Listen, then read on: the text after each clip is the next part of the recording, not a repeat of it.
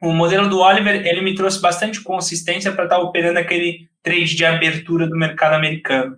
Ele começa com o pessoal das 9h30 do horário de Nova York, 10 horas já acabou. Então é um trade de abertura que ele faz. É meia hora. Depois, à tarde, você está sozinho, tá certo? Uhum. Então, aonde ele me trouxe bastante consistência foi em tentar pegar esse trade de abertura. Uhum. Que aí, de fato, eu compreendi que esse trade também é o melhor, porque é onde tem maior volatilidade.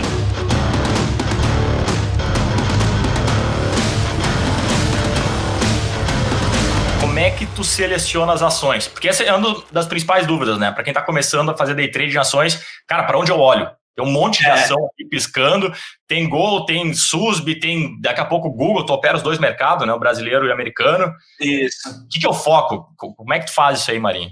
Qual é teu filtro grosso, assim, cara? O filtro ele começa pelo gráfico diário aqui pro mercado brasileiro. O mercado brasileiro é mais tranquilo, dá para fazer isso. Então, pelo gráfico diário, você já sabe qual ação está mais limpa, qual ação está mais suja. Então, suja no sentido, essa ação está em lateral no gráfico diário. Não dá para eu ficar olhando. Né? Então, por exemplo, Magalu estava perfeita, congestionou, não dá mais. Eu tenho que esperar ela sair dessa congestão. Então, esse filtro já começa pelo gráfico diário. Então, hoje, por exemplo, uma ação que me chama a atenção, Duratex, CSN, Gerdau, isso começa a me chamar a atenção, porque elas estão no movimento limpo. Elas ganharam momentum, né, no gráfico diário. Ganharam momento, exato. Aí, a partir disso, no mercado brasileiro, eu tenho um filtro que eu faço pelo TradingView. No TradingView, tem uma aba que você vai lá do TradingView e você consegue filtrar volatilidade, tá certo? E volume. Então, a partir dali, eu já vou selecionando.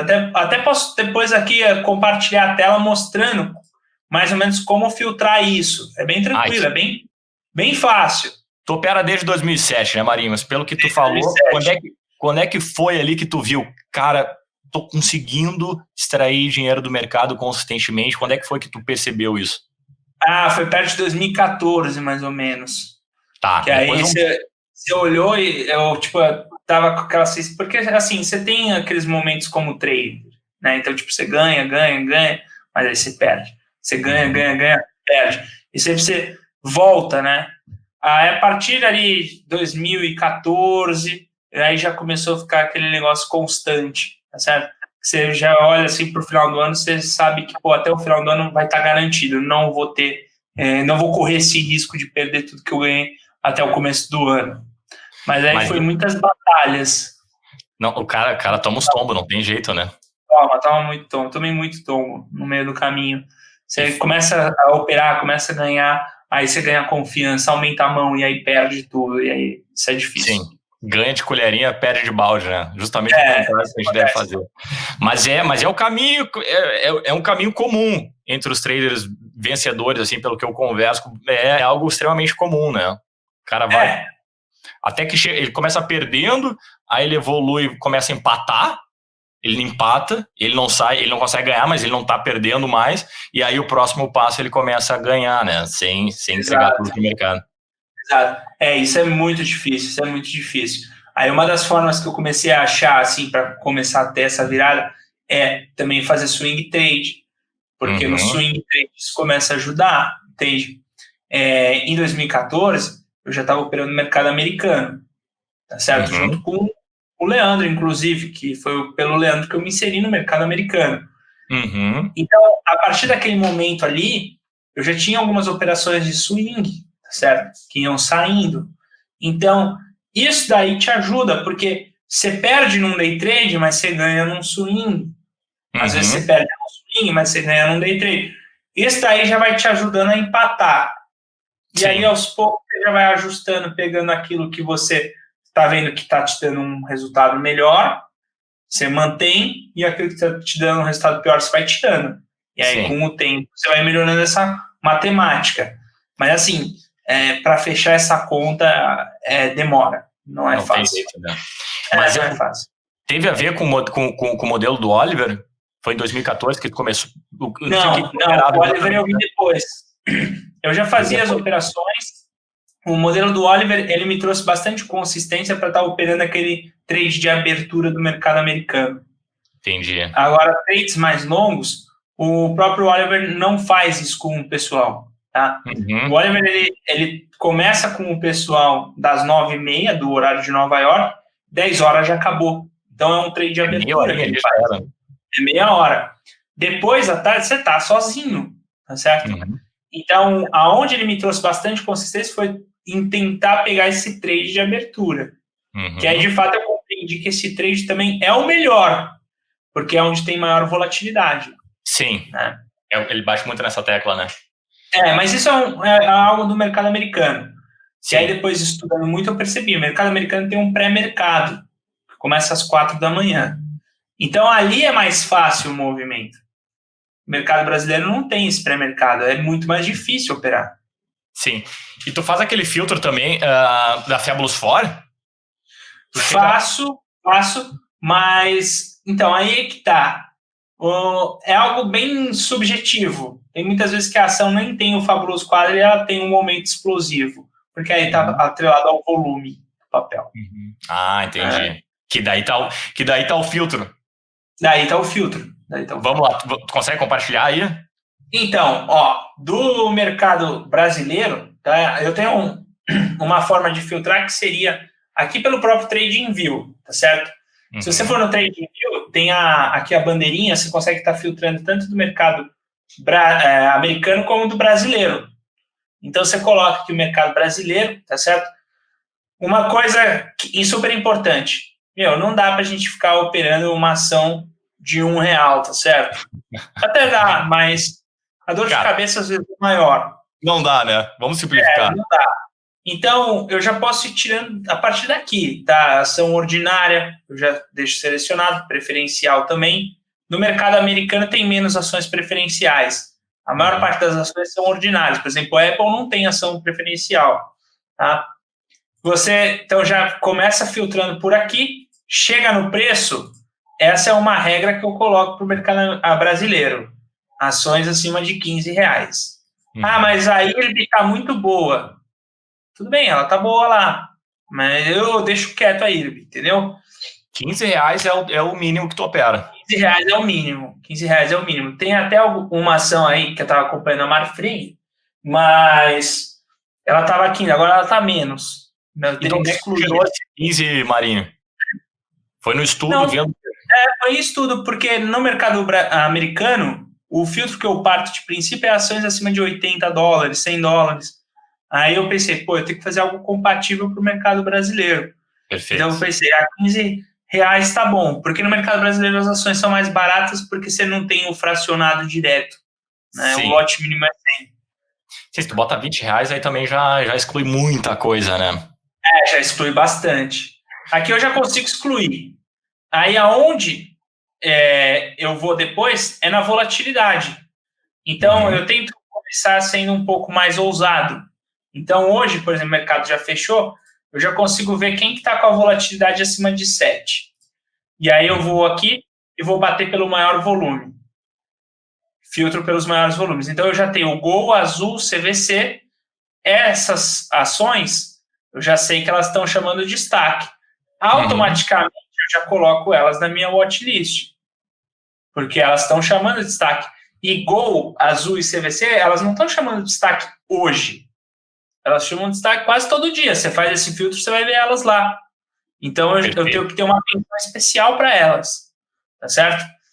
No caso, apareceu também aqui a Braskem. Tá certo?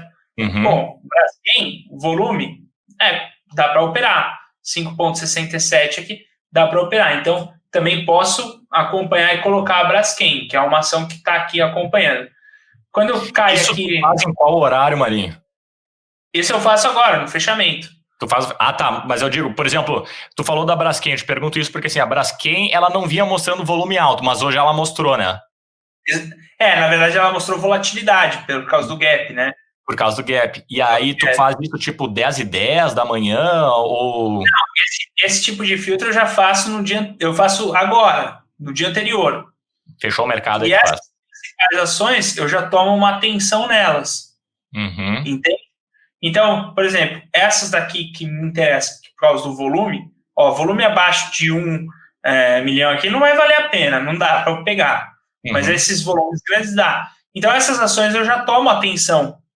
Aí elas já entram aqui na minha watchlist do mercado, tá certo? Aqui eu fui no talo colocando a volatilidade acima de 7. Depois que eu filtrei acima de 7, eu vou com volatilidade agora, eu coloco uma volatilidade entre 5 e 7, e eu vou diminuindo. E aí eu vou pegando as ações que elas estão voláteis, mas nem tanto, né? E aí eu vou acompanhando. Com esse tipo pré-explosivo agora com esse filtro. Na verdade, esse tipo de filtro ele vai pegar menos explosivo, né? Vai pegar um pouco menos explosivo. E dessas ações eu vou comparando. Se eu pegar esse tipo de filtro de volatilidade e acompanhar ele por um mês, tá certo? Fazendo só no fechamento do pregão, eu vou perceber que algumas ações sempre vão estar aparecendo aqui. Perfeito, vão se repetindo, né? Vão se repetindo. Então, essas ações, automaticamente, eu já coloco na minha watchlist, isso para o mercado brasileiro. Então, você tem uma grande vantagem no mercado brasileiro, porque você tem menos ações, então é muito mais fácil filtrar. Eu não preciso ser tão criterioso. Sim, entende? Tu sabe que tu tem que acompanhar, são aquelas 10 ou 15, digamos. Exato. E sempre no talo da volatilidade. Então, por exemplo, Itaú não pertence à lista, porque Itaú não tem a volatilidade, Bradesco não tem. Eu tenho que ir na ação que tem. Por esse modelo. Exatamente. Aqui eu já consigo achar um número em comum. Então, esse filtro não dá para fazer hoje para já operar amanhã. Você vai fazendo todo dia, marca as 10 primeiras que aparecem aqui e põe na watchlist. E vai vendo se todo dia elas se repetem. As que se repetem, você mantém. Então, automaticamente eu já tenho. Inclusive, quem quer essas ações, pessoal, está disponível lá no Instagram.